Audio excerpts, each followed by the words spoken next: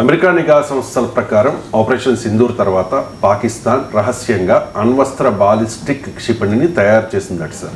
ఇది అమెరికానికి కూడా తాకే సామర్థ్యం ఉందట. ఏంటి సార్ పాకిస్తాన్ వ్యూహం ఏంటి? అంటే ICBM అంటారు, ఇంటర్ కాంటినెంటల్ బ్యాలిస్టిక్ మిసైల్. ఇప్పుడు మన అగ్ని క్షిపణి ఉంది.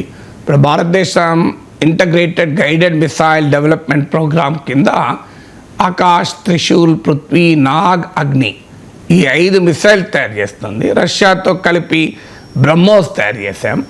సో ఈ అగ్ని ఐసీబీఎం ఏంటంటే కనీసం 5,000 to 10,000 కిలోమీటర్ల దూరాల ఉన్న లక్ష్యాలను కూడా ఛేదించగలుగుతుంది.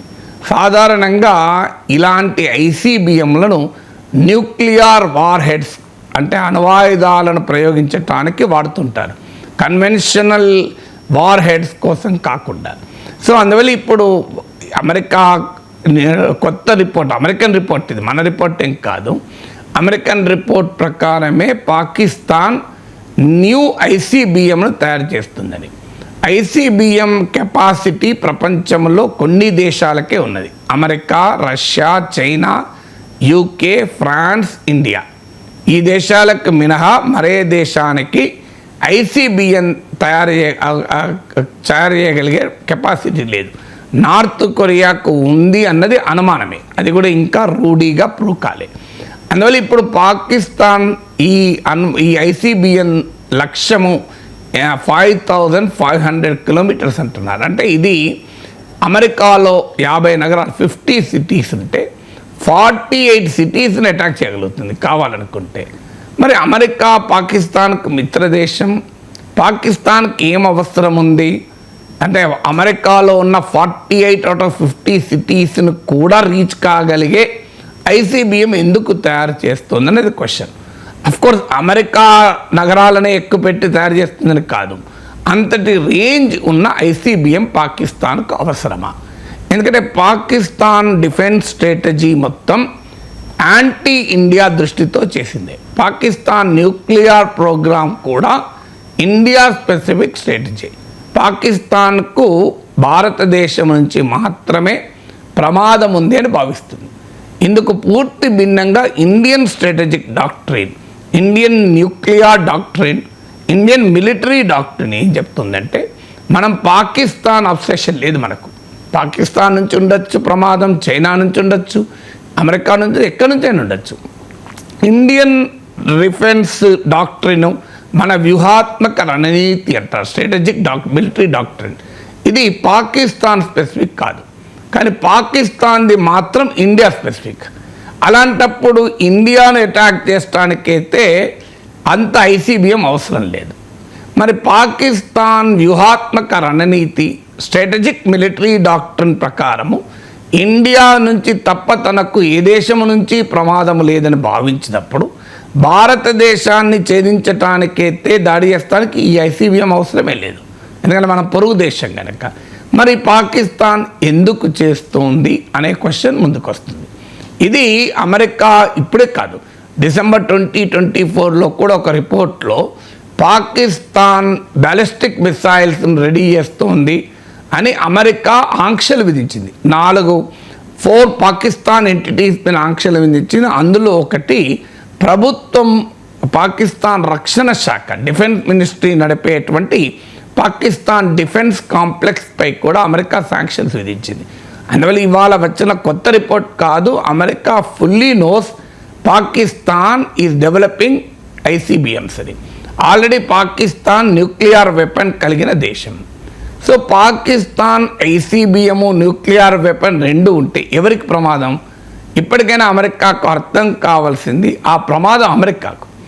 ఇరాన్ వద్ద ఉన్న న్యూక్లియర్ వెపన్స్ ఏమో, ఇరాన్ వద్ద ఉన్నాయని చెప్తున్న న్యూక్లియర్ వెపన్స్, ఇరాన్ ఎన్పిటిలో సంతకం చేసింది, nuclear non proliferation treaty.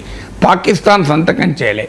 Iran nuclear programme పైన international atomic energy agency inspections ఉంటాయి. పాకిస్తాన్ న్యూక్లియర్ ఫెసిలిటీస్ పైన IAEA ఇన్స్పెక్షన్ ఉండవు, ఎందుకంటే అది ఎన్పిటిలో మెంబర్ కాదు కనుక.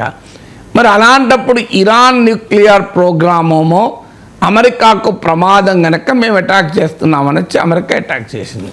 ఎందుకు ఏమంటుంది America? Number 1 state sponsor of terrorism అని. కానీ మనకు అందరికీ తెలుసు పాకిస్తాన్ ఇది నెంబర్ 1 స్టేట్ స్పాన్సర్ టెర్రరిజం అని. మరి ఒసామా బిన్ లాడెన్ ఇరాన్లో దొరకలే కదా, పాకిస్తాన్లో దొరికాడు కదా. హఫీజ్ సయీద్ ఇరాన్లో లేడు, పాకిస్తాన్లో ఉన్నాడు కదా. లష్కర్ ఈ తోయిబా, జైషీ మహమ్మద్ హెడ్ క్వార్టర్స్ పాకిస్తాన్లో ఉన్నాయా, ఇరాన్లో ఉన్నాయా? మరి అమెరికాకు పాకిస్తాన్లో ఉన్న ఏవి కనబడవు, ఇరాన్లో ఉన్నవి అని చెప్పి ఇరాన్ పైన అటాక్ చేస్తుంది. అంటే అమెరికా లక్ష్యం టెర్రరిజం కాదు, అమెరికా లక్ష్యం తన ఆధిపత్యం. సో అందువల్ల పాకిస్తాన్ను ఉపేక్షిస్తోందని క్లియర్గా అర్థమవుతుంది.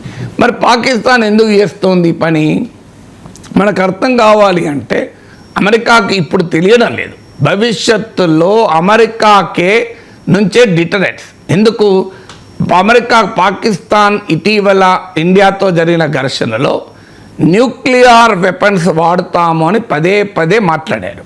హనీఫ్ అబ్బాసీ అని పాకిస్తాన్ మంత్రి, మా న్యూక్లియర్ ఆయుధాలు అణ్వాయుధాలు డిస్ప్లే కొరకు లేవు, భారతదేశాన్ని ఎక్కుపెట్టి ఉన్నాయని. అందువల్ల ఇవాళ ట్రంప్ మాట్లాడుతున్నది ఏంటి, న్యూక్లియర్ వార్ వచ్చే పరిస్థితి ఉంది కనుక నేను ఇన్వాల్వ్ అయ్యి ఆపాను అంటున్నారు. సో భవిష్యత్తులో కూడా ఇండియాతో వార్లో అమెరికా జోక్యం చేసుకునే ప్రమాదాన్ని పాకిస్తాన్ చూస్తోంది. అందువల్ల అమెరికాను ఆపాలి అని. అలాగే పాకిస్తాన్ ఇస్లామిక్ కంట్రీ, ఇక్కడ అమెరికాకు అనేక ఇస్లామిక్ దేశాలకు మధ్య ప్రపంచంలో అనేక ప్రాంతాల్లో ఘర్షణ ఉంది. పాకిస్తాన్ ఇప్పుడు ఇటీవల ఇరాన్ కాన్ఫ్లిక్ట్ అప్పుడు కూడా ఇరాన్ మిలిటరీ జనరల్ ఒక అతను ఓపెన్గానే చెప్పాడు ఇంటర్వ్యూలో, ఇరానియన్ టెలివిజన్కి ఇచ్చిన ఇంటర్వ్యూలో, మాపై ఇజ్రాయిల్ కనుక అణ్వాయుధాలు వాడే పరిస్థితి వస్తే మాకు మద్దతుగా పాకిస్తాన్ ఇజ్రాయిల్ పైన అణ్వాయుధాలు వేస్తుందని. వ్యూహాత్మకంగా పాకిస్తాన్ అమెరికాతో ఫ్రెండ్లీ ఉండొచ్చు, కానీ ఇజ్రాయిల్తో పాకిస్తాన్ ఫ్రెండ్లీ కాదు.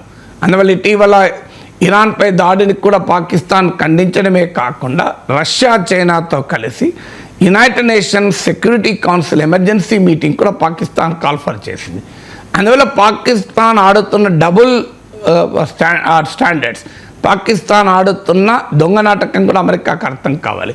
అందువల్ల రేపు పాకిస్తాన్ ఇస్లామిక్ ప్రపంచంలో తాను ఒక నాయకురాలుగా ఎదగటానికి, ఎందుకంటే పాకిస్తాన్ తన అణు సామర్థ్యాన్ని వాడుకునే ప్రమాదం ఉంది. ఎందుకంటే ఇస్లామిక్ వరల్డ్లో ఒక్క పాకిస్తాన్కి మాత్రమే న్యూక్లియర్ వెపన్స్ ఉన్నాయి. ఇంకా ఏ కంట్రీకి, ఇప్పుడు ఇస్లామిక్ వరల్డ్లో టాప్ కంట్రీస్ ఏంటి, Saudi Arabia, United Arab Emirates, Turkey, Iran, Indonesia, Malaysia, ఏ కంట్రీకి న్యూక్లియర్ వెపన్ లేదు. అందువల్ల పాకిస్తాన్ ఎకనామిక్గా వీక్ కంట్రీ కావచ్చు, అడుక్కు తినే దేశమే కావచ్చు, కానీ అడుక్కు తినే దేశం అన్నది ఇష్యూ కాదు. ఇక్కడ స్ట్రాటజిక్ వ్యూహాత్మక రంగానికి వచ్చే వరకు పాకిస్తాన్ తన న్యూక్లియర్ వెపన్స్తో, తన ఇంటర్ కాంటినెంటల్ బ్యాలిస్టిక్ మిసైల్స్తో ఇస్లామిక్ ప్రపంచానికి తానే ప్రొటెక్టర్గా ముందుకొచ్చిన రోజు జరగబోయే ప్రమాదం ఎవరికి, ఇజ్రాయెల్కు, అమెరికాకు. అఫ్కోర్స్ ఇండియాకు కూడా ప్రమాదం కాదని, ఇండియాకు ఐసీబీఎన్తో సంబంధం లేదు. పాకిస్తాన్ ఐసీబీఎన్ తయారు చేసినా తయారు చేయకపోయినా భారతదేశం ఎప్పుడూ పాకిస్తాన్ స్ట్రైకింగ్ డిస్టెన్స్లోనే ఉంటుంది కనుక ఆ ప్రమాదం లేదు. ప్రమాదం ఎవరికి, అమెరికాకు. 48 అవుట్ ఆఫ్ 50 స్టేట్స్, 50 రాష్ట్రాల్లో 48 రాష్ట్రాలను అటాక్ చేయగలిగే కెపాసిటీ పాకిస్తాన్కి ఇస్తే అర్థమేంటి, అమెరికా భస్మాసురుడిని సృష్టించింది. ఆ భస్మాసురుడు ఏ క్షణమైనా ఎప్పుడైనా భవిష్యత్తులో అమెరికా తలపైన చేయబెట్టవచ్చు. అది ఇప్పటికీ అమెరికాకు అర్థం కాకపోవడం, సో అది అమెరికా తన షార్ట్ టర్మ్ స్ట్రాటజిక్ నీడ్స్ కొరకు అర్థం చేసుకుంటలేదు. అసీం మునీర్ లాంటి వానికి ట్రంప్ ఇచ్చిన గౌరవం దానికి ఉదాహరణ. ఒసామా బిన్ లాడెన్ను తన మిలిటరీ హెడ్ క్వార్టర్స్ పక్కనే దాచుకున్న పాకిస్తాన్ ఆర్మీతో ట్రంప్ ఆడుతున్న ఆ నాటకాలు చూస్తుంటే, ప్రేమాయణం చూస్తుంటే అమెరికా తన ప్రమాదాన్ని తానే కొని తెచ్చుకుంటోందని స్పష్టంగా అర్థమవుతుంది కదా.